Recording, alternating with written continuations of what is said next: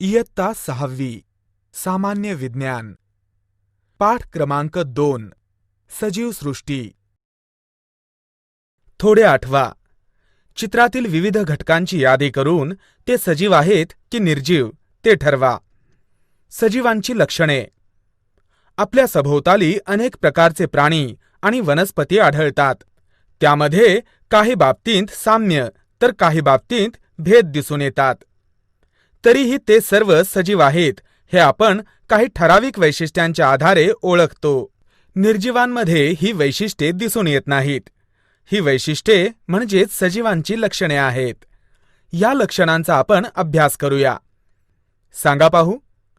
चित्रातील पिल्ले आणि प्रौढ यांच्यात कोणकोणते फरक दिसून येतात? उत्तर: पिल्ले आकाराने, उंचीने व वजनाने कमी असतात. ती आईवर अवलंबून असतात. प्रौढ ताकदवान असून स्वतंत्रपणे राहू शकतो. स्वतःचे अन्नग्रहण स्वतः करतो. पिल्ले अल्लड असल्याने खेळत असतात. प्रौढ संथ असतात. वाढ. बाळाची वाढ होऊन त्याचे प्रौढ स्त्री किंवा पुरुषात रूपांतर होते. वाढीच्या काळात उंची, वजन, ताकद इत्यादींमध्ये वाढ होत असते. सर्व प्राण्यांची अशी वाढ होऊन ते प्रौढ होण्यास ठराविक कालावधी लागतो. मानवाच्या अशा वाढीस सर्वसाधारणपणे 18 ते 21 वर्षे लागतात. कोंबडी, गाय, कुत्रा यांची पिल्ले प्रौढ होण्यास किती कालावधी लागतो याबाबत माहिती मिळवा. करून पहा. कुंडीमध्ये लावलेल्या एखाद्या रोपट्याच्या टोकाशी दोरा बांधा व सरळ वरती एका खुंटी किंवा खिळ्याला ताणून बांधा. 10 ते 15 दिवसांनी निरीक्षण करा. काय दिसते? वनस्पतीची झालेली वाढ कशामुळे आपल्या लक्षात येते? सर्व वनस्पतींमध्ये प्रामुख्याने खोडाची जाडी आणि उंची वाढत असते. वाढ होत असताना काही वनस्पतींना फांद्या फुटतात तर काहींना फांद्या फुटत नाहीत. सर्व सजीवांची वाढ होत असली तरी प्राण्यांची वाढ ठराविक काळापर्यंतच होत असते. वनस्पतींची वाढ मात्र त्या जिवंत असेपर्यंत होत असते. सजीवांची वाढ शरीराच्या अंतर्भागातून होत असते, म्हणजे शरीराच्या सर्व भागांची वाढ होत असते. जरा डोके चालवा. आंबा, वड, पिंपळ आणि बांबू, नारळ, ताड या झाडांच्या वाढीत कोणता फरक दिसून येतो? उत्तर: आंबा, वड, पिंपळ ही झाडे वाढत असताना त्यांना फांद्या व उपशाखा फुटत जातात. त्यांचा विस्तार रुंदावतो. बांबू, नारळ, ताड ही झाडे सरळसोट व उंच उंच वाढतात. नारळ व ताड यांच्या खोडांना फांद्या फुटलेल्या दिसत नाहीत. वाढीसाठी अन्नाची आवश्यकता. वनस्पती सूर्यप्रकाशात स्वतःचे अन्न स्वतः तयार करतात. जमिनीतील पाणी, पोषक तत्वे आणि हवेतील कार्बन डायऑक्साईड यांच्या सहाय्याने अन्न निर्मिती करतात. ही प्रक्रिया वनस्पतींच्या पानांमध्ये होत असते. पानांमधील हरितद्रव्याच्या मदतीने सूर्यप्रकाशात ही प्रक्रिया होत असल्याने या अन्ननिर्मितीच्या प्रक्रियेला प्रकाश संश्लेषण असे म्हणतात. या क्रियेमध्ये वनस्पती ऑक्सिजन वायू बाहेर टाकतात. वनस्पतींमधील हरितद्रव्यामुळे त्या प्रामुख्याने हिरव्या रंगाच्या दिसतात. प्राण्यांमध्ये मात्र हरितद्रव्य नसते. प्राणी स्वतःचे अन्न तयार करत नाहीत. ते त्यांच्या अन्नाचा शोध घेतात. शेळी, मेंढी, घोडा यांसारखे प्राणी गवत खातात, तर वाघ, सिंहासारखे जंगली प्राणी वनस्पतींवर जगणाऱ्या प्राण्यांची शिकार करून अन्नाची गरज भागवतात. अन्नग्रहण आणि त्यामुळे होणारी वाढ हे सजीवांचे लक्षण आहे. निरीक्षण करा व चर्चा करा. श्वसन. 1. स्वतःच्या नाकासमोर हात धरा किंवा छातीवर हात ठेवा. काय जाणवते? 2. झोपलेल्या कुत्र्यामध्ये पोटाची कोणती हालचाल दिसून येते? सजीवांना जगण्यासाठी ऑक्सिजनची आवश्यकता असते. ऑक्सिजन शरीरात घेणे व त्याच्या वापरातून शरीरात तयार होणारा कार्बन डायऑक्साईड वायू शरीराबाहेर सोडणे यालाच श्वसन म्हणतात. मासा, साप, उंदीर, अळी, झुरळ अशा प्राण्यांमध्ये श्वसनासाठी ठराविक इंद्रिये असतात, तर वनस्पती त्यांच्या खोड व पानांमधील सूक्ष्म छिद्रांवाटे श्वसन करतात. श्वसन हे सजीवांचे लक्षण आहे. थोडे आठवा. 1. आपण खाल्लेल्या सर्व अन्नाचा शरीरात उपयोग होतो का? उत्तर: आपण खाल्लेल्या सर्व अन्नाचा शरीराला उपयोग होत नाही. काही निरुपयोगी पदार्थ तसेच न पचलेले पदार्थ शरीराच्या बाहेर टाकले जातात. 2. निरुपयोगी अन्नपदार्थांचे कशामध्ये रूपांतर होते? उत्तर: निरुपयोगी पदार्थांचे विष्ठेमध्ये रूपांतर होते.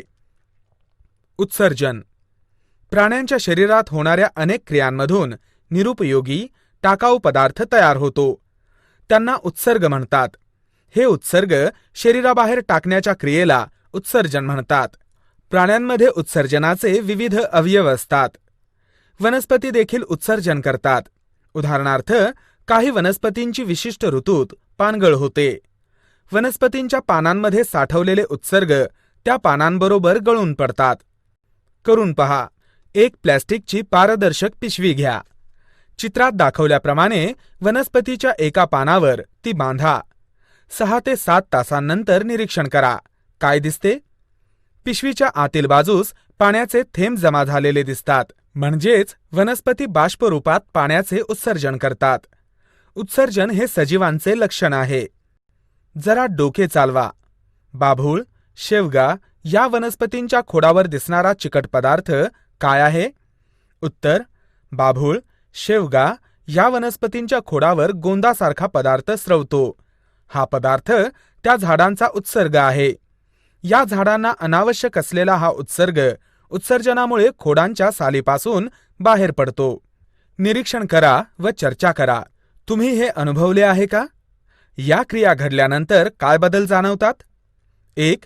डोळ्यांवर अचानक प्रकाश पडला. उत्तर: डोळे झटकन मिटले जातात. 2. हाताला अचानक कोणी चिमटा काढला किंवा टाचणी टोचली. उत्तर: आपण हात त्वरित मागे खेचतो कारण आपल्याला वेदना होतात. 3. लाजाळूच्या पानांना हात लावला. उत्तर: लाजाळूची पाने मिटली जातात. 4. दिवस मावळल्यावर अंगणातील अथवा रस्त्यावरील विजेचे दिवे लागले व भोवती कीटक जमा झाले. उत्तर: दिवे बंद केल्यावर कीटक दूर जातात. पेटलेल्या दिव्यांकडे मात्र आकर्षित होऊन जवळ येतात. चेतना क्षमता व हालचाल: चेतनेला प्रतिसाद देताना सजीवांमध्ये विविध क्रिया होतात. तुम्ही गायी म्हशींच्या गोठ्यात अचानक प्रवेश केल्यावर त्यांचे उभे राहणे, इकडून तिकडे फिरणे, एखाद्या गायीचे हंबरणे या सर्व त्यांच्या हालचाली आहेत. अंगणात लावलेली वेलसुद्धा आधाराच्या दिशेने झुकते. कुंडीमध्ये लावलेली वनस्पती खिडकीत ठेवली तर सूर्यप्रकाशाकडे झुकलेली दिसते, म्हणजेच तिची हालचाल होते. सजीवांमध्ये हालचाल ही स्वयंप्रेरणेने होते. सभोवताली घडलेली घटना म्हणजे चेतना व त्यामुळे सजीवांनी केलेली हालचाल म्हणजे प्रतिसाद होय. चेतनेला प्रतिसाद देण्याच्या क्षमतेला चेतना क्षमता म्हणतात. चेतना क्षमता हे सजीवांचे लक्षण आहे. जरा डोके चालवा. 1. सुरुवातीला दिलेल्या उदाहरणांमध्ये चेतना कोणती व प्रतिसाद कोणता? उत्तर: अचानक प्रकाश पडणे, चिमटा व टाचणीने टोचणे, स्पर्श, उजेड अशांना चेतना म्हणतात. चेतनेमुळे होणाऱ्या सर्व क्रियांना प्रतिसाद म्हणतात. 2. वनस्पती व प्राणी यांच्या हालचालींमधील मुख्य फरक कोणता? उत्तर: वनस्पती चेतनेला प्रतिसाद दाखवतात, परंतु त्या स्वतःचे स्थान बदलू शकत नाहीत. कळी उमलणे, पर्णिका मिटणे अशा स्वरूपातल्या हालचाली वनस्पतींत दिसून येतात. प्राणी स्वतःहून हालचाल करतात व एका स्थानापासून दुसऱ्या स्थानावर जाऊ शकतात. सांगा पाहू, चित्रातून काय लक्षात येते? प्रजनन किंवा पुनरुत्पादन: सजीव स्वतःसारखा दिसणारा जीव निर्माण करतात. काही सजीव पिल्लांना जन्म देतात तर काही अंडी घालतात. त्यातून पिल्लांचा जन्म होतो. वनस्पतींच्या बिया, खोडे, पाने यांपासून वनस्पतींची नवीन रोपे तयार होतात. सजीवांच्या स्वतःसारखा दुसरा जीव निर्माण करण्याच्या प्रक्रियेला प्रजनन किंवा पुनरुत्पादन म्हणतात. प्रजनन हे सजीवांचे लक्षण आहे. जरा डोके चालवा. पृथ्वीवर अनेक प्रकारचे प्राणी व वनस्पती आजही टिकून आहेत. उत्तर: पृथ्वीवरचे प्राणी आणि वनस्पती सातत्याने प्रजनन करत असतात. त्यांच्यासारखे दुसरे जीव प्रजननामुळे उत्पन्न झाले असल्यामुळे अजूनही पृथ्वीवर त्यांचे अस्तित्व टिकून आहे. निरीक्षण करा व चर्चा करा. ठराविक आयुर्मान: जीवनकालाच्या ठराविक टप्प्यावर सजीव प्रजननक्षम होतात. प्रजननानंतर पुढे त्यांचे अवयव क्षीण होत जातात आणि कालांतराने त्यांचा जीवनकाल संपतो, म्हणजेच सजीव मृत्यू पावतात. विविध प्राणी आणि वनस्पतींचे आयुर्मान साधारणपणे 12 ते 18 वर्षे असते, तर शहामृग हा पक्षी सुमारे 50 वर्षे जगतो. सजीव नेमके कसे आहेत, ते कसे तयार झाले आहेत, कशापासून तयार झाले आहेत, असे प्रश्न तुम्हाला पडले असतील. माहीत आहे का तुम्हाला? दक्षिण अमेरिकेजवळ गॅलापेगॉस बेटावर आढळणाऱ्या महाकासवाचे आयुर्मान सुमारे 170 वर्षे असते. ने फ्लाय या कीटकाचे आयुर्मान 1 तासांपासून 24 तासांपर्यंत असते. सांगा पाहू. मधमाशांचे पोळे, एखादी भिंत यांचे निरीक्षण करा. ते कशाचे बनलेले असते? उत्तर: मधमाशांचे पोळे छोट्या छोट्या खणांनी बनलेले असते. भिंत अनेक विटा जोडून तयार केलेली असते. मधाच्या पोळ्याचे लहान लहान भाग म्हणजे खण किंवा कप्पे तुम्हाला दिसले असतील. हे खण एकमेकांना जोडले गेल्याने मधाचे पोळे तयार होते. घराच्या भिंतीसुद्धा विटांनी बांधलेल्या असतात. या सर्व विटा एकमेकांशी जोडल्या की भिंत तयार होते. पेशीमय रचना. सजीव ज्या लहान लहान घटकांनी बनलेले असतात त्यांना पेशी म्हणतात. सजीवांच्या शरीरातील सर्व क्रिया या सूक्ष्म पेशींच्या सहाय्यानेच पार पडतात. काही सजीव एकाच पेशीपासून बनलेले असतात, त्यांना एकपेशीय सजीव म्हणतात. तर जे सजीव अनेक पेशींचे बनलेले असतात त्यांना बहुपेशीय सजीव म्हणतात.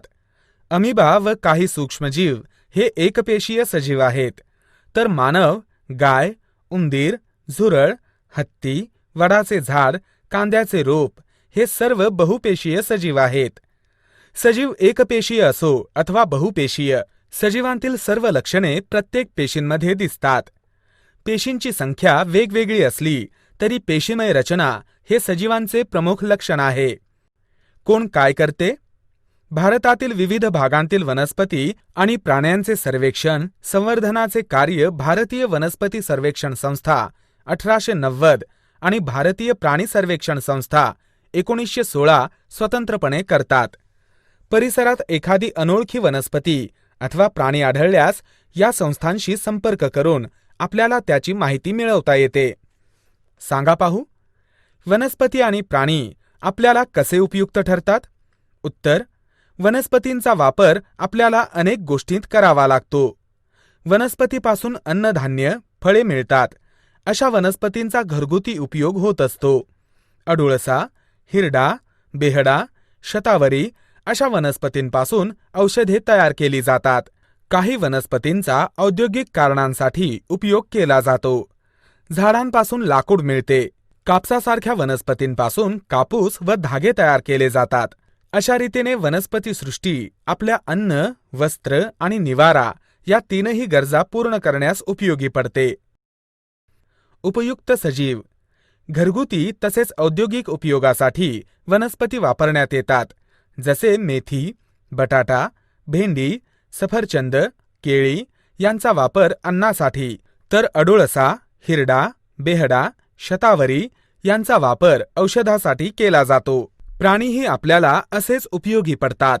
कुत्रा, मांजर, गाय, म्हैस असे प्राणी घरगुती उपयोगासाठी पाळले जातात. मासे, मेंढी, कोंबड्यांचा उपयोग अन्नासाठी करतात, तर घोडा, बैल, उंट यांसारखे प्राणी विविध व्यवसायांसाठी उपयोगी पडतात. गांडूळ हा प्राणी शेतीसाठी अत्यंत उपयोगी आहे. अपायकारक सजीव. आपल्या सभोवताली असणाऱ्या काही वनस्पती व प्राणी मानवाला अपायकारक असतात. उदाहरणार्थ डास, माशी यांच्यामुळे रोगांचा प्रसार होतो. झुरळे, उंदीर, घुशी हे अन्नाची नासाडी करतात. उवा, गोचीड यामुळे अनेक रोग पसरतात. तर काही प्रकारच्या विषारी पाली, कोळी, साप, विंचू चावल्यास मृत्यूही उद्भवू शकतो. जंगलातील हत्ती मानवी वस्तीत शिरल्यास मोठ्या प्रमाणात नासधूस करतात. प्राण्यांप्रमाणे काही वनस्पतीही अपायकारक ठरतात. उदाहरणार्थ गाजर गवत, अनावश्यक तण, अमरवेल इत्यादी. खाजकुयलीच्या शेंगा, अळूची पाने यांना हात लावला तर आपल्या हाताला खाज सुटते. कण्हेर, घाणेरी, या वनस्पतींचा वास उग्र असतो. धोत्रा ही वनस्पती विषारी आहे. कवक, शेवाळ यांची पाण्यात बेसुमार वाढ झाली की पिण्याचे पाणी दूषित होते व त्यामुळे आजार पसरतात. हिंस्र सजीव.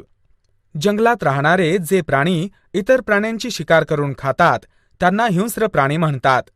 उदाहरणार्थ वाघ, सिंह, लांडगे, बिबट्या असे प्राणी काही वेळेस जंगलतोडीमुळे अन्न मिळवण्यासाठी मानव वस्तीत शिरतात आणि मोठ्या प्रमाणात पाळीव प्राणी मानव यांचे बळी घेतात.